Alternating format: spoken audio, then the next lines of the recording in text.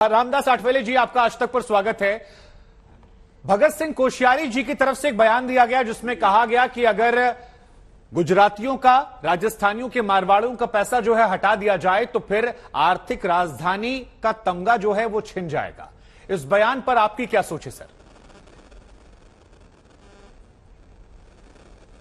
मेरी सोच ये है कि मुंबई ये महाराष्ट्र की राजधानी है, मराठी लोगों की राजधानी है, लेकिन मुंबई अपने देश की आर्थिक राजधानी भी है।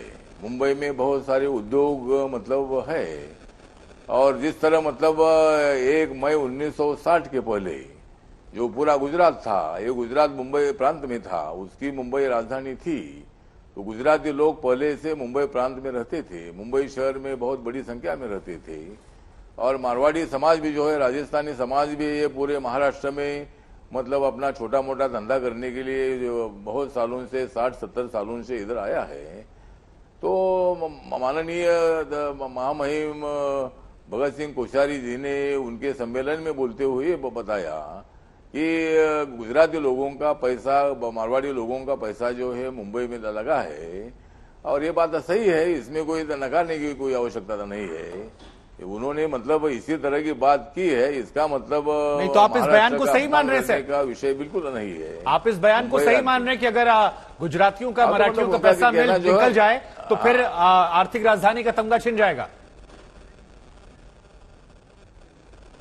हाँ, मतलब जो उन्होंने बोला है बात सही है कि भाई यहाँ बहुत सारे बड़े बड़े उद्योग जो है, ये बड़े बड़े उद्योग बाहर के लोगों के हैं, मराठी लोगों के भी है ही है। मराठी लोगों का योगदान तो मुंबई में है ही है, लेकिन बाकी के लोगों का भी योगदान नहीं नकारा जा सकता है। और मुंबई शहर ऐसा है कि पूरे देश के लोग मुंबई में रहते हैं, पूरे देश भर के, साउथ इंडिया के, नॉर्थ इंडिया के, नॉर्थ ईस्ट के सभी राज्यों के लोग, क्योंकि मुंबई आर्थिक राजधानी है, वहां आकर वहां पेट भरने का मौका मिलता है, धंधा करने का मौका मिलता है। रामदास आठवले और मराठी लोगों ने सबको अपनाया है, मतलब मराठी लोगों का मन इतना बड़ा है। रामदास जी, बिल्कुल सही बात है, लेकिन एक की तारीफ करने के लिए किसी और को छोटा दिखाना, कई लोग ये कह रहे हैं कि आप राज्यपाल एक संवैधानिक पद है, अगर आप वहां बैठे हैं, जिस राज्य में गए हैं, तो वहां के लोकल लोगों का सेंटीमेंट का ख्याल रखना चाहिए। और जिस तरह से आप समर्थन कर रहे हैं, ऐसे समर्थन तो बीजेपी वाले भी नहीं कर रहे सर। नहीं, मुझे लगता है कि बीजेपी समर्थन का विषय तो नहीं है, लेकिन वहाँ जिस तरह मुंबई में रहने वाले सभी लोग हैं, मतलब मेरा कहना यह है कि मुंबई में रहने वाले सभी लोग ही है, और मुंबई में रहने वाला महाराष्ट्र का आदमी है, मुंबई में रहने वाला मराठी लोगों का मित्र है, और इसीलिए मतलब उन्होंने उनके सम्मेलन में बोलते हुए उन्होंने बोला होगा, लेकिन उसमें कोई मराठी लोगों का अपमान करने का विषय उसमें नहीं था। लेकिन इसका मिसअंडरस्टैंडिंग करके मुझे लगता है कि उनके ऊपर आरोप लगाए जा रहे हैं, लेकिन वो जरूर इसके संबंध में सर, तो फिर ये शिवसेना, एनसीपी या कांग्रेस क्यों कह रही है कि कोश्यारी जी जब बोलते हैं तो उसमें होशियारी नहीं होती है? हाँ, मतलब नहीं, वो जो होशियारी बोलते हैं उसमें होशियारी नहीं होती है, ऐसा अगर कहना है तो ठीक बात है, लेकिन कोश्यारी जी बहुत होशियार है, और वो उत्तराखंड के मुख्यमंत्री भी रहे हैं कई दिनों से, मतलब हमारे महाराष्ट्र के राज्यपाल है।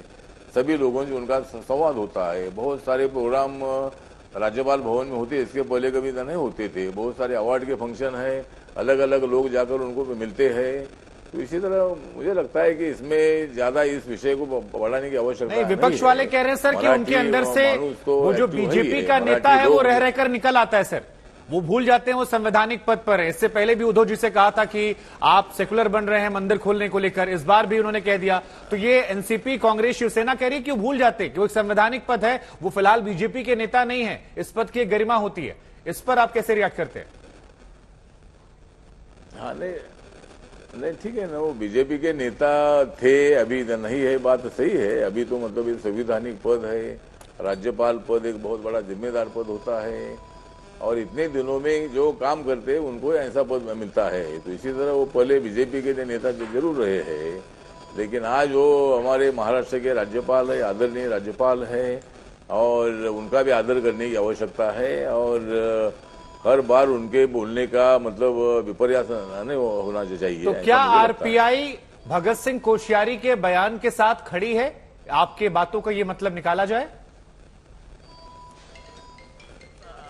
हाँ, मतलब खड़ी है। मैं मतलब मेरा कहना यह है कि इसमें कोई मराठी लोगों के अपमान की बात नहीं है। मराठी लोगों का तो योगदान ही है, लेकिन उसमें गुजराती लोगों की अगर बिजनेस देखा जाए तो गुजराती लोगों के, मारवाड़ी लोगों के बिजनेस ज्यादा है, इसलिए उन्होंने ये बात की है। मराठी लोग भी आज बहुत बड़े एक्टिव बन गए हैं। बहुत सारे उद्योग में मराठी लोग हैं। अगर आप दुबई जाते हैं तो वहाँ मराठी लोगों के बिजनेस बहुत सारे हैं। बाहर भी आप जाते थे, लंदन में जाते हैं, अमेरिका में जाते हैं, उधर भी हमारे मराठी लोग हैं। तो मराठी लोग भी आज बिजनेस में आगे बढ़ रहे हैं और उन्होंने और भी ज्यादा आगे बढ़ने नहीं की तो फिर जो लोग आवश्यकता कह रहे हैं है। सर और कि हम केंद्र सरकार से वो उनको आगे अपील कर बढ़ाने रहे हैं के कि लिए उन्हें वापस हमारी- बुला लिया जाए, पद से हटा दिया जाए, उन पॉलिटिकल पार्टीज को आप क्या कहेंगे? क्योंकि विपक्ष ये मांग कर रहा है कि उन्हें केंद्र सरकार वापस बुला ले। हाँ ठीक है, अभी उनकी मांग होगी, लेकिन अभी वापस बुलाने का विषय नहीं जब तक उनका कार्यकाल पूरा होता नहीं है। कार्यकाल पूरा होने के बाद तो जाने वाले ही है। तो कार्यकाल होने तक वो मुंबई में ही रहेंगे, उनको हटाने की कोई आवश्यकता नहीं है।